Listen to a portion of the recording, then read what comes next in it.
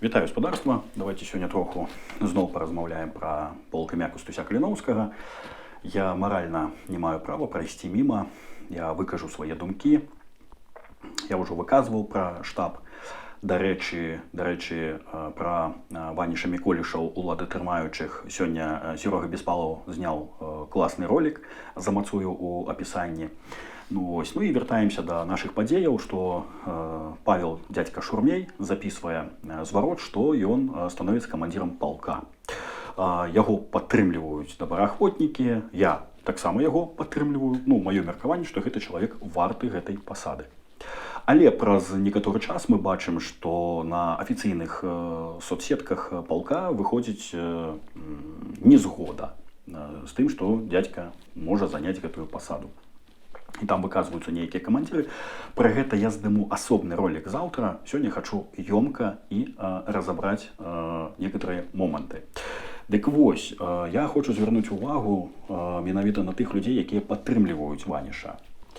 Пачну я з таго, што ў мяне будзе пытанне да гэтых людзей. Гаспадарства, вы насамрэч думаеце, што вы застанецеся героямі ў вачах адэкватных людзей, што да вас не будзе пытанняў ні ў новага пакалення, ні ў вашых дзетак. Я прывяду прыклад. Вось глядзіце, мае бацькі галасавалі за Лукашэнку ў 94 годзе. І ў мяне да іх ёсць пытанне. Навошта вы гэта рабілі? Ладно, вы зрабілі памылку. Чаму вы яе не выпраўлялі ў 96-м, у 99-м? Да, гаспадарства, мы сёння разам выпраўляем гэтую памылку. Але я праводжу тут паралелі, што, хлопцы, каго вы падтрымліваеце? Вы можете сказаць, слухай, не дуры галаву, мы выконваем свае абавязкі, вузкі спектр задачаў, выконваем там задачы, загады. Добра. Чым вы тады адрозніваецеся ад голубазікаў? Яны таксама беларусы, выконваюць загады. Але відавочна, што гэта зло, з якім мы змагаемся. Можа, звярніце на гэта ўвагу. Заўважу одну такую рэч, што і патлумачу вам, калі вы не заўважылі, што ваш штабік, які вы падтрымліваеце, вельмі такі круціцца, як флюгер. То ён військовая часціна, якая падпарадкоўваецца гуру, то гэта ўсё ж таку асобная структура з самакіраваннем. Сюр жа, гаспадарства, сюр, не? Выкажу глубокую думку. Глядзіце, мы жылі пры аўтарытарызме.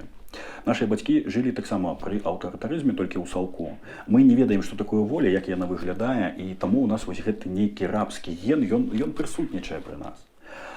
Я пра гэта больш падрабязна ў наступным ролику, але я не, зараз я хочу звярнуць увагу на тое, што трэба щось мяняць. Гаспадарства, гледачы, давайте з вами троху паразважаем, калі ласка, пішыце ў каментарах, што думаеце, і я вось патлумачу сваю думку, як так сталася, чаму ёсць байцы, якія падтрымліваюць Ваніша Міколішаў. Па-першае, ёсць такі тэрмін групавое мысленне. Замацую, што гэта такое. Па-другое, усе байцы, усе добраахвотнікі, яны хочуць, каб такая структура, як полк Кастуся Каліноўскага, ён захаваўся. Акрамя, напэўна, хітрадупых камерсантаў, якія хвалююцца толькі за свае пасады. Так і атрымоўваецца, што прасцей прамаўчаць. Вось, адказваю на пытанне, калі ў каго ёсць, чаму так доўга маўчалі. Вось так сталася, што прасцей прамаўчаць. Ёсць там нейкія непаразуменні ў штабе. Працуе, няхай працуе. Але ёсць тыя людзі, якія не пагаджаюцца і сыходзяць. Хтосьці сыходзіць гучна. Мы бачылі купу інтэрв'ю, незадаволеных добраахвотнікаў. Ёсць хто ціха сышоў, хто перайшоў у іншы підроздзел. Але справа ў тым, што адбываецца негатыўны адбор. Гаспадарства, хто застаецца? Вось зноўку застаюцца тыя людзі, якія альбо лаяльныя, альбо прыкарытнікі, можа яны щось маюць у тым штабе, можа быць абыякавыя проста, ці не моцна разумныя.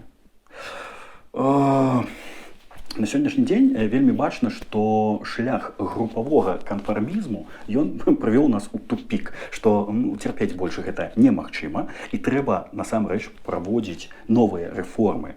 Так вось я не разумею, чаму яны не адбываюцца, чаму гэты ступар.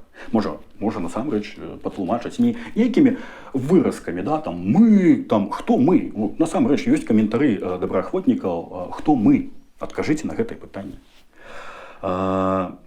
Ёсць адна метода, я пра яе ўжо казаў, як можна выправіць гэтае пытанне, гэтую праблему. Гэта змена кіраўніцтва.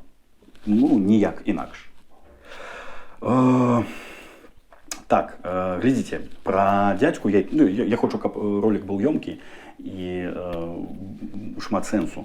Пра дзядзьку, маё стаўленне да яго я выкажу ў наступным ролику, але скажу зараз, што з гэтым чалавекам я разам прыехаў. Я памятаю, як ён патрапіў у першы бой, і калі мы панеслі страты. Гэта баец пад пазыўным тэрор. І я памятаю, як ён павярнуўся з таго боя, і ён моцна змяніўся. Калі мы пабачыліся ў Польшчы, гэта быў такі жизненны чалавек. Усмешка шчырая такая, шчаслівы, едзем на вайну біць москаля. А пасля таго, як ён пабачыў, што такое смерць, я падыходжу да яго і кажу: слухай, як ты? А ён проста мяне абняў і заплакаў. Таму гэты чалавек, ён разумее, што адбываецца. І хоць і спартовец, да, ёсць такі стэрэатып, што спартоўцы яны не моцна разумныя. У дадзеным выпадку дзядзька, ён вельмі шчыры чалавек, і ён прайшоў вельмі шмат. І калі гаспадарства, вы думаеце, што гэта меркаванне нейкага там Лахвіча, які сядзіць у Польшчы, то я зараз замацую меркаванне Ваўкалака. Вітаю, шановне гаспадарства. Жыве Беларусь. Решил не застаться у сторонцы. И будем, так сказать, немножко ввести у курс о той ситуации, которая зараз отбывается у ПКК. И подтримать нового командира полка Калиновского, дядьку.